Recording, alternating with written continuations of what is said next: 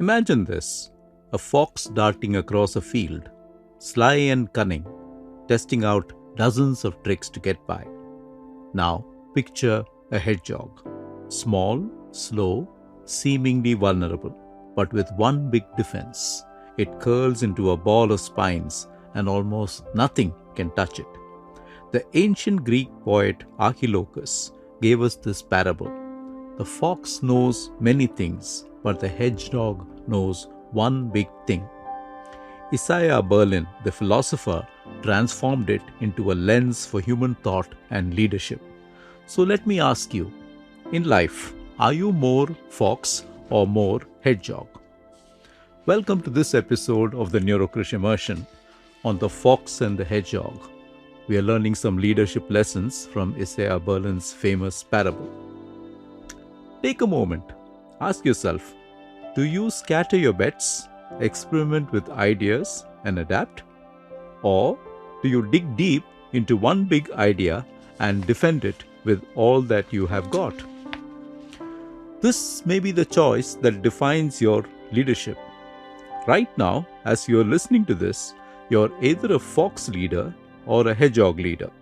This ancient choice will determine whether you succeed or fail in the next decade. Fox leaders are like the fox: beautiful, sleek, cunning, adaptable. Multiple strategies, quick thinking, versatile approaches. Hedgehog leaders are like the hedgehog: small, prickly, slow, simple, single focus, persistent, predictable, strategy-based.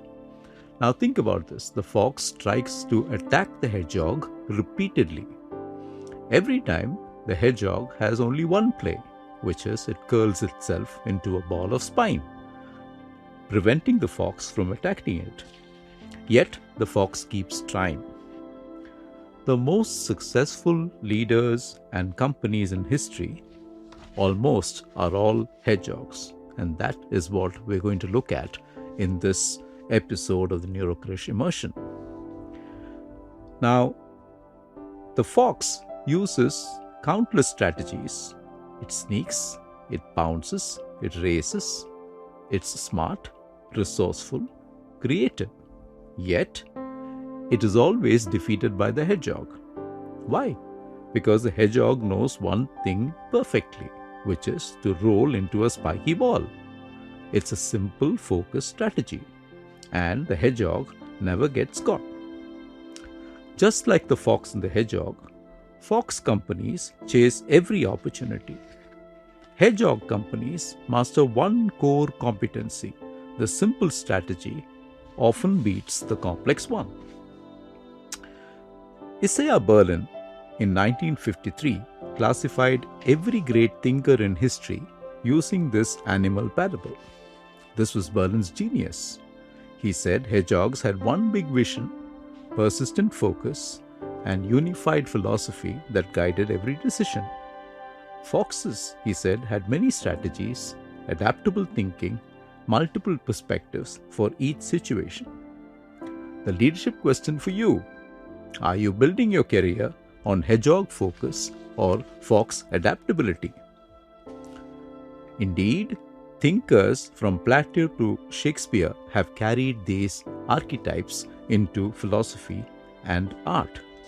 Berlin argued that thinkers and leaders can be divided into two camps. Hedgehogs, like Plato, see the world through the lens of a single unifying idea. Foxes, like Shakespeare, give us many contradictions, characters, chaos, not one truth but a kaleidoscope of human experience. He argued that neither is superior. There are two ways of being in the world, but they shape how we think, how we lead, and how we act.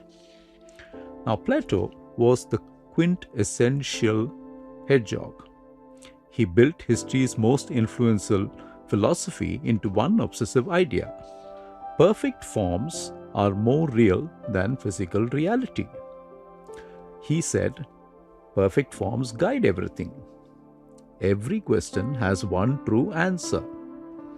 Justice and beauty are eternal truths, and indeed, his idea of the philosopher king emerges from the single unified idea of justice and beauty. Now, the leadership equivalent of Plato was Steve Jobs. Simplicity above all else. And indeed, if you read Walter Isaacson's biography of Steve Jobs, you will understand how he focused on simplicity of design above everything else. Now, there's a risk in this. What if your one big thing is wrong? In contrast to Plato, Shakespeare is a fox. He never tells you what to think. Hamlet could be a hero or a coward, and that's fox thinking, comfortable with complexity and contradiction. Shakespeare has no single message. Every play explores different themes without judgment. He has multiple perspectives. Kings and fools both speak wisdom. Shakespeare embraces contradiction. Heroes have flaws, villains have reasons. And this indeed is the fox leadership advantage: flexibility, nuance, innovation, and resilience. The risk in this: without a core philosophy, you might stand for nothing. Hedgehogs bring focus, persistence, and purpose, but they can be rigid, overconfident, even blind to evidence that contradicts their vision. Foxes adapt quickly, think in probabilities, and entertain multiple perspectives, but they can scatter, never settling on one path. So which mindset is closer to yours? And more importantly, which is right for our complex world? This is a question that we must ponder. What we must also understand is that our leadership style is not preference, it's also neurology. Hedgehogs and foxes literally think with different parts of their brain. The hedgehog mindset is that of convergent thinking, of purpose-driven decisions, of trusting gut instincts, and preferring certainty. The strength of this mindset is clarity and consistency. The risks are tunnel vision and rigidity. The fox mindset is of divergent thinking, adaptive responses, the ability to look at data thoroughly, and to be comfortable with ambiguity. The strength of the fox mindset is innovation and resilience. The risk is decision paralysis. Now, here's where it gets fascinating. Psychologist Philip Tetlock studied 284 experts making 80,000 predictions across 20 years, and the results, honestly, were shocking. Experts were no better than dart-throwing chimpanzees. But fox-like thinkers, the adaptable ones, consistently outperformed hedgehogs. And really, this was the bombshell. When he divided people into foxes and hedgehogs, and then tracked who got the future right, the results, really, they changed the way we should be making strategic decisions. Tetlock also called the hedgehog specialists with one big theory. They were more confident, more famous, and more quotable. But interestingly, he found them less accurate. He called generalists with multiple perspectives foxes. They were less flashy, more tentative, and often closer to the truth. So in the great prediction battle, the hedgehog's strength was unwavering focus and persistence, clear sense of purpose, strong convictions. The hedgehog weaknesses, however, was being rigid and overconfident, blind to contradictory evidence, and resistant to change. Fox strengths were quick adaptation to change, multiple perspective thinking, and comfortable with probabilities. The fox weakness was the scattered focus, difficulty in committing to one path, and the lack of clear direction.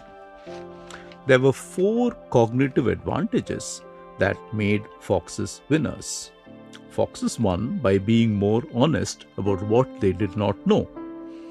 And they had these 4 mental habits that made them better forecasters in Tetlock's study. They were open-minded. They updated their views when new evidence appeared. Now ask yourself, when did you last change your mind about something important? Foxes took probabilistic reasoning into reality. They thought in likelihoods, not certainties. 60% chance of something happening as opposed to definitely will happen.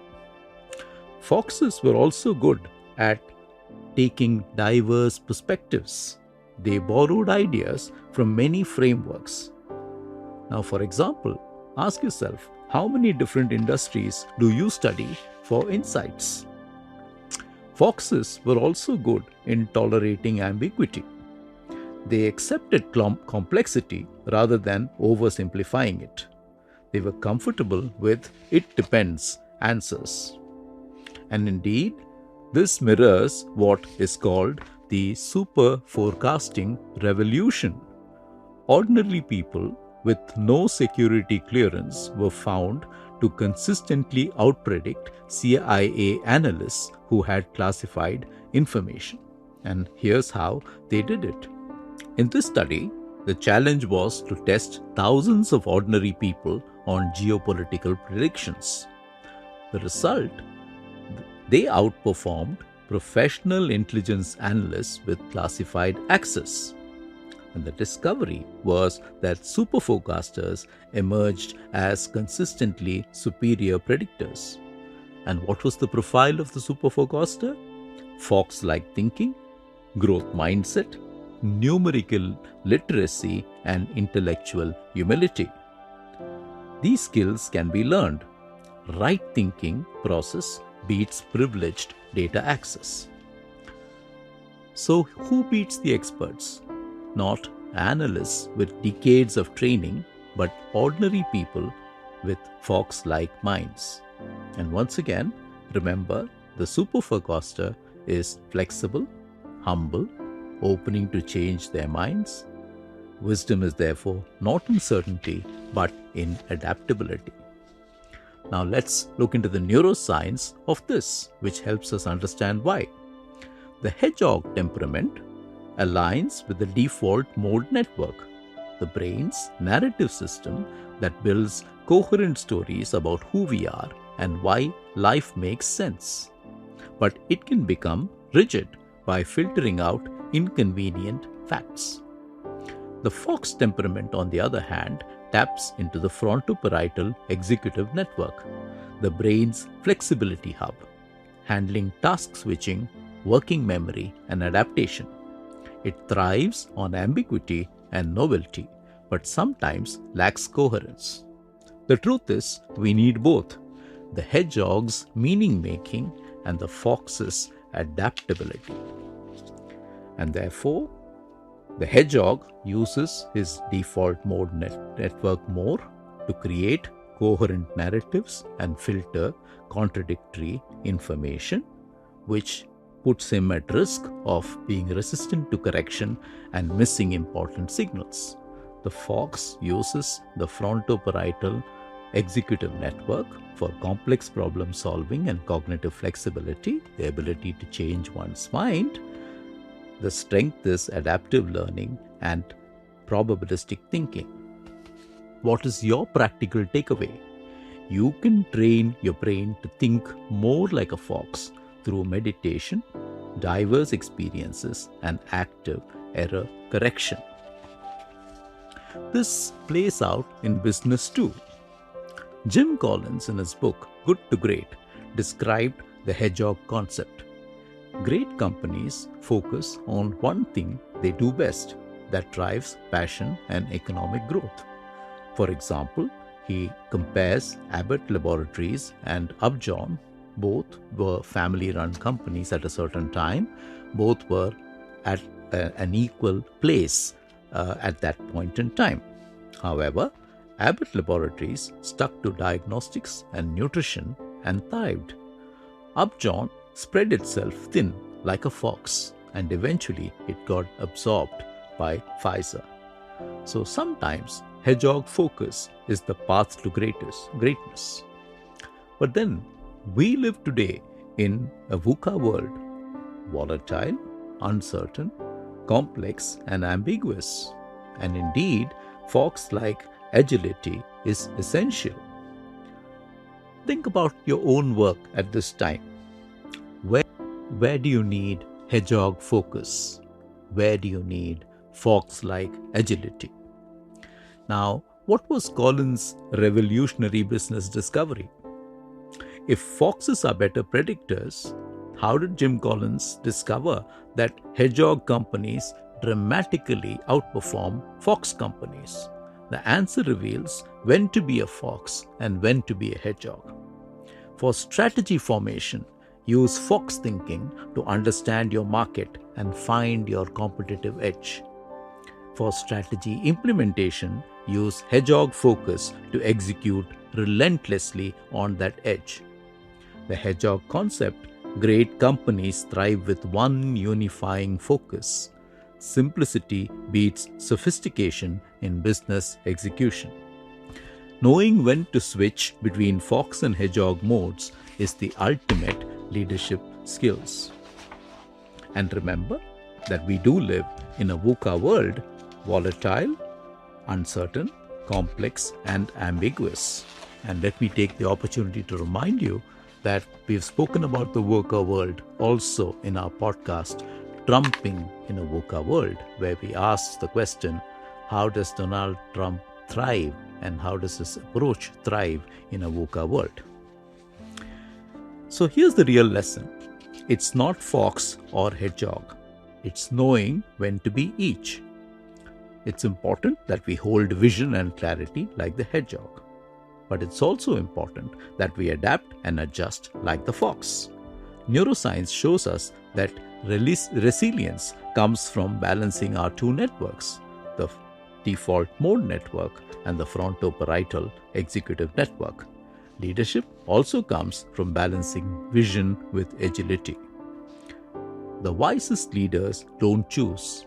They master the dance, holding vision like a hedgehog, yet adapting like a fox. The real secret: knowing when to double down and when to pivot. That perhaps is the real secret to navigating our unpredictable world. I hope you enjoyed this podcast. If you did, please subscribe, like, and share. We are on Apple, YouTube, and Spotify. Thank you so much for listening.